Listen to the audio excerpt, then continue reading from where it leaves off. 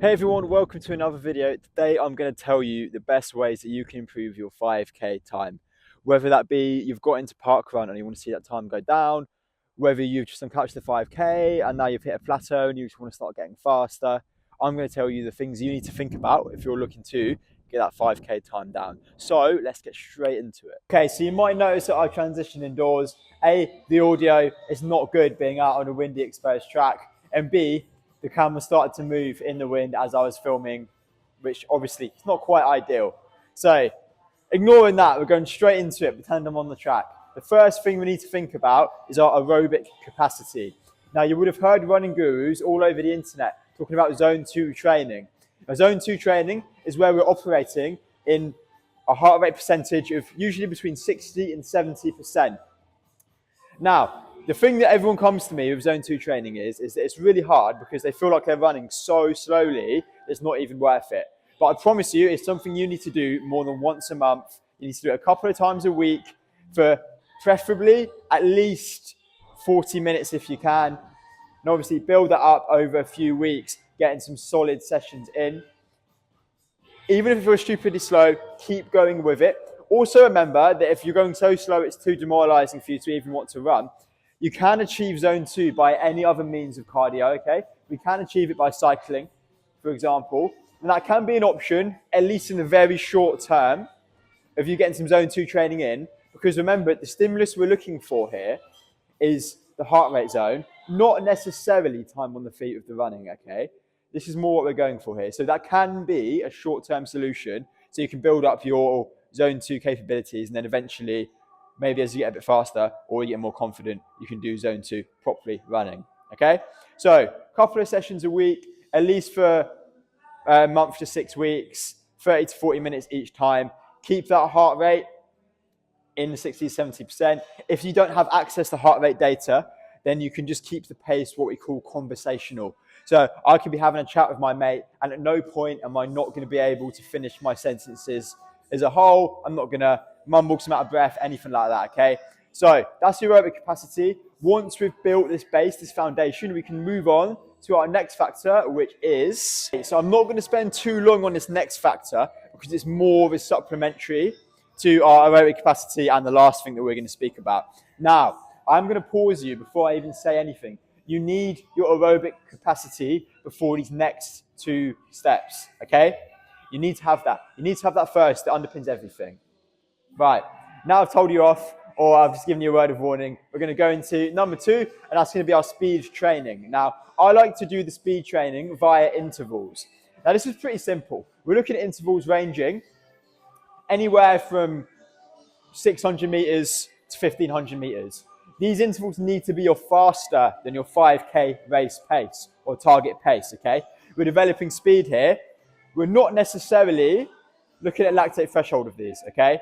It's a different thing. We're going to explain that in our next part. Quick spoiler there, okay? So get that speed training in. As I say, you can progress this over time. Just like you do in the gym, we can progress our intervals. Whether that means we're looking to hit a faster pace, maybe even if that means shortening the distance, maybe a slightly faster pace, whether that means we hold the same pace for 800 meter interval one week, we do a 1000 meter interval in the next week, okay? You shouldn't be doing this speed training probably more than once or twice a week. I would put focus on the aerobic capacity first and prioritize that, but I would try and do 1 speed session a week. We just want to keep it ticking over and getting used to running at that slightly faster pace, okay? So there's your speed training in the form of intervals. We're going to move on to what I think is the most important next and our last factor. Okay, so the last factor I'm going to talk to you about is what I think is the most important factor you need to consider when you're trying to improve your 5k time, and that is lactate threshold. Now, I'm going to have to get a bit sciencey to start this off. Obviously, I'm already specky, so I'm well suited for this. So lactic acid, first of all, is what we need to know about. That is used by kidneys, heart, liver as metabolic fuel, okay? Now, when we exercise, lactate accumulation occurs. All that means is that lactic acid levels rise because more is being produced because of the exercise or the running that we're doing, okay? Now, normally, there's a nice balance, but as we exercise and run hard and fast, lactic acid produces at a rate where it can't be removed quickly enough, and then this is when you start feeling the tiredness, the fatigue, the burning sensation in the legs, okay? So lactate threshold is the point just below where that starts to happen. So it's where it is, you've got maximal lactic acid being produced, but it's being removed at its maximum rate to maintain that balance. That's your lactate threshold, okay?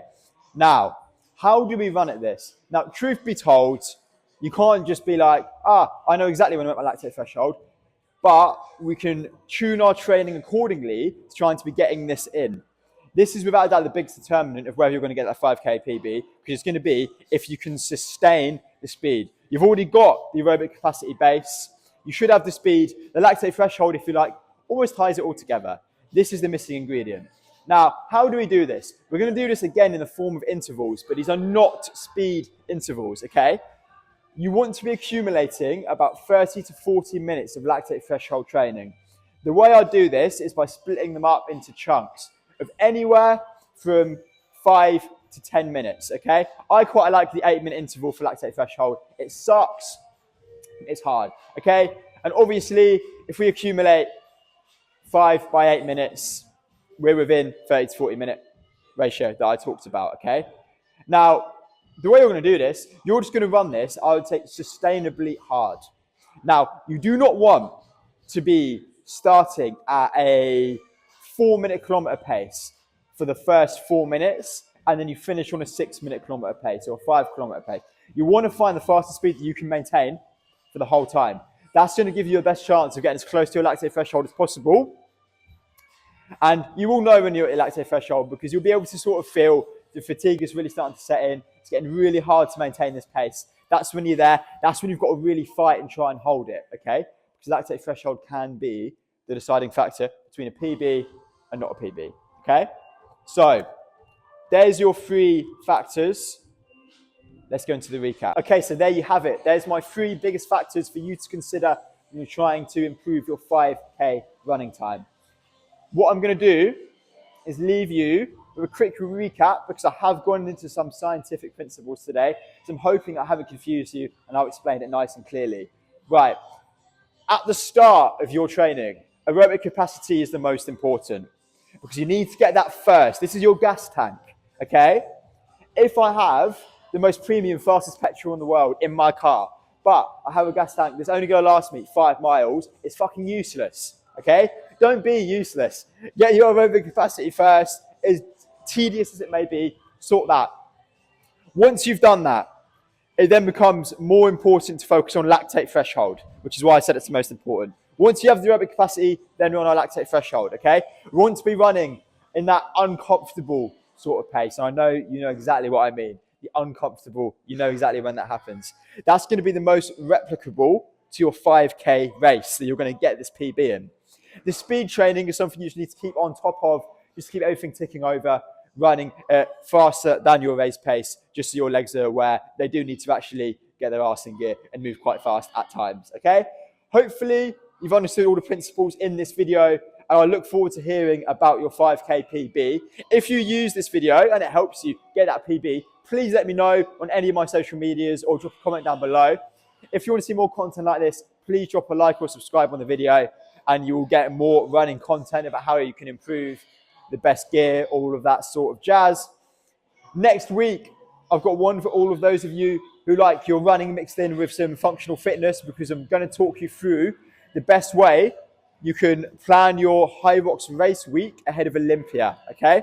So, hope you enjoyed the video, and I'll see you all for that video next week.